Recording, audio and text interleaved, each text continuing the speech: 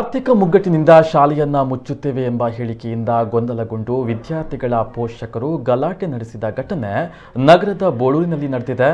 ನಗರದ ಬೋಳೂರಿನಲ್ಲಿ infant Jesus ಜೋಯ್ಲ್ಯಾಂಡ್ ಶಾಲೆಯನ್ನ ಮುಚ್ಚಲಾಗ್ತಾ ಇದೆ ಎಂದು ಶಾಲೆಯ ಮುಖ್ಯಸ್ಥೆ ಫ್ರಾನ್ಸಿಸ್ ಪಿಂಟೋ ಹೇಳಿಕೆಯನ್ನ ನೀಡಿದ್ರಿಂದ ಆಕ್ರೋಶಗೊಂಡ ವಿದ್ಯಾರ್ಥಿಗಳ ಪೋಷಕರು ಶಾಲೆಗೆ ಆಗಮಿಸಿ ಶಿಕ್ಷಣ ಸಂಸ್ಥೆಯ ಮುಖ್ಯಸ್ಥರನ್ನ ತರಾಟೆಗೆ ತೆಗೆದುಕೊಂಡರಲ್ಲದೆ ಶಿಕ್ಷಣ ಅಧಿಕಾರಿಗಳನ್ನ ಕರೆಸಿ ಸಭೆಯನ್ನು ನಡೆಸಿದ ಘಟನೆ ಬೋಳಾರದಲ್ಲಿ ನಡೆಯಿತು. ಕಳೆದ 31 ವರ್ಷಗಳಿಂದ ಈ ಶಾಲೆಯ ತರಗತಿ ನಡೀತಾ ಇದೆ. 1ನೇ ತರಗತಿಯಿಂದ 10ನೇ ತರಗತಿಯವರೆಗೆ ಇಲ್ಲಿ ವಿದ್ಯಾರ್ಜನೆಯನ್ನ ಮಾಡಲಾಗ್ತಾ ಇದೆ. ಸುಮಾರು 300 ಮಂದಿ ಮಕ್ಕಳು ಇಲ್ಲಿದ್ದಾರೆ. ಆದರೆ ನಿನ್ನೆ ಆರ್ಥಿಕ ಮುಗ್ಗಟ್ಟಿನಿಂದ ಶಾಲೆಯ ಕೆಲವು ಶಿಕ್ಷಕರು ಎಚ್ಎಂ ಜೊತೆಗೆ ಸೇರಿ ಶಾಲೆಯನ್ನ ಮುಚ್ಚುವ ಹಂತಕ್ಕೆ ಬಂದಿದೆ ಎನ್ನುವ ತೀರ್ಮಾನಕ್ಕೆ ಬಂದು ವಿದ್ಯಾರ್ಥಿಗಳನ್ನ ಬೇರೆ ಶಾಲೆಗೆ ಸೇರಿಸಿ ಶಾಲೆಯನ್ನ ಮುಚ್ಚುತ್ತಿದ್ದೇವೆ ಎಂಬ ಹೇಳಿಕೆಯನ್ನ ನೀಡಿದ್ದಾರೆ ಎನ್ನಲಾಗಿದೆ. ಇದರಿಂದ ಆಕ್ರೋಶಗೊಂಡ ಪೋಷಕರು ಇಂದು ಏಕಾಏಕಿ ಶಾಲೆಗೆ ಆಗಮಿಸಿ ಶಿಕ್ಷಕಿಯರನ್ನ ತರಾಟೆಗೆ ತೆಗೆದುಕೊಂಡಿದ್ದಾರೆ. ಬಳಿಕ ವಿವಾದ ಉದ್ವಿಗ್ನ ಸ್ಥಿತಿ ಪಡಿತಾ ಇದ್ದಂತೆ ಘಟನಾ ಸ್ಥಳಕ್ಕೆ ಶಿಕ್ಷಣ ಇಲಾಖೆಯ ಅಧಿಕಾರಿಗಳು ಪೊಲೀಸರು ಆಗಮಿಸಿ ಮಾತುಕತೆಯನ್ನ ನಡೆಸಿದ್ದಾರೆ.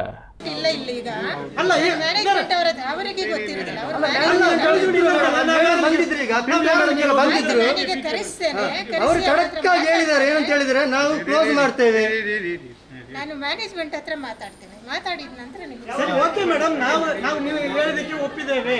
ಆದ್ರೆ ಶಾಲೆ ಇವತ್ತು ಹೇಗೆ ಗುಂಪು ಮತ್ತೆ ಯಾವುದು ವರ್ಷ ನಮಗೆ ಮೇಡಂ ಡೇಟ್ ನಾಳೆ ಇವತ್ತು ಮೀಟಿಂಗ್ ಅಂತ ನಾಳೆ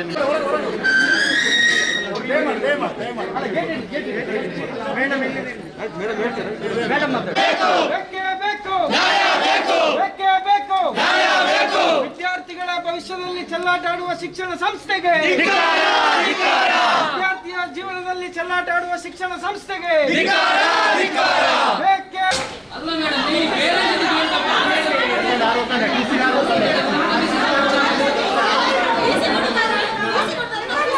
ಟಿಸಿ ಕೊಡುದವ್ರೆ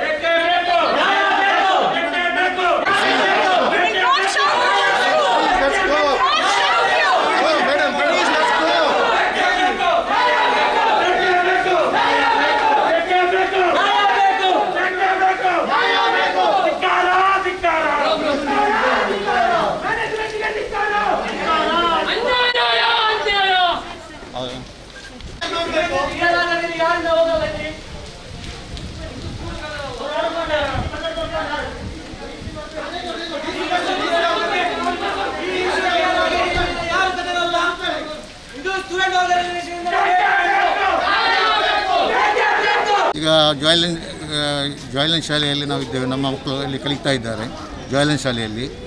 ಅವರೀಗ ಸಡನ್ ಡಿಸಿಷನ್ ತೆಗೆದಿದ್ದಾರೆ, ನಾವು ಶಾಲೆ ಬಂದ್ ಮಾಡೋದಂತ.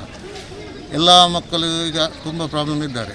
ಬೇರೆ ಶಾಲೆಗೆ ಇಲ್ಲಿ ಅವರು ಕಳಿಸಲಿಕ್ಕೆ ರೆಡಿ ಇಲ್ಲ. ಎಲ್ಲರೂ ಈಗ ಅವರು ಒಂದೇ ಡಿಸಿಷನಲ್ಲಿ ಇದ್ದಾರೆ, ಮೇಡಮು ನಾವು ಶಾಲೆ ಬಂದ್ ಮಾಡ್ತೇವೆ, ನಮ್ಮದು ಪ್ರಾಬ್ಲಮ್ ಉಂಟಂತ. ಆಗ ಮಕ್ಕಳ ಭವಿಷ್ಯ ಏನು ಮಾಡಬೇಕು? ಮಕ್ಕಳು SLC ಅವರಿದ್ದಾರೆ, ಅವರಿಗೆ ಇಂಪಾರ್ಟೆಂಟ್. ಅದೇ ಬೇರೆ ಶಾಲೆಯೆಲ್ಲ ಆನ್ಲೈನ್ ಸ್ಟಾರ್ಟ್ ಆಗಿದೆ. ಅದು ಬೇರೆ ಶಾಲೆಗೆ ಹೋಗೋದು ಎಲ್ಲ ರೆಡಿ ಇಲ್ಲ. ಇಲ್ಲೇ ನಾವು ಕಲಿತೇವೆ, 1 ವರ್ಷ ಇದನ್ನು ಮುಂದುವರಿಸಬೇಕಂತ ಅವ್ರು ಕೇಳ್ತಾ ಇದ್ದಾರೆ ಪೇರೆಂಟ್ಸ್. ಹಾಗಾಗಿ ನಾವೀಗ PO ಆಫೀಸ್ಗೆ ಹೋಗ್ತಾ ಇದ್ದೇವೆ, ಎಜುಕೇಷನ್ ಡಿಪಾರ್ಟ್ಮೆಂಟ್ ಆಫೀಸಿಗೆ. ಅಲ್ಲಿ ನಾವು ಎಲ್ಲರೂ ಪೇರೆಂಟ್ಸ್ ಹೋಗಿ ಕಂಪ್ಲೇಂಟ್ ಮಾಡಿಸ್ಬೇಕು ನಮ್ಮ ಅಭಿಪ್ರಾಯ. ಯಾಕಂತ ಹೇಳಿದ್ರೆ ನಮ್ಮೆಲ್ಲ ಮಕ್ಕಳು ಇದೇ ಶಾಲೆಯಲ್ಲಿ ಕಲ್ತದ್ದು. ಅಕ್ಕನ ಮಕ್ಕಳು, ನಮ್ಮ ಮಕ್ಕಳೆಲ್ಲ.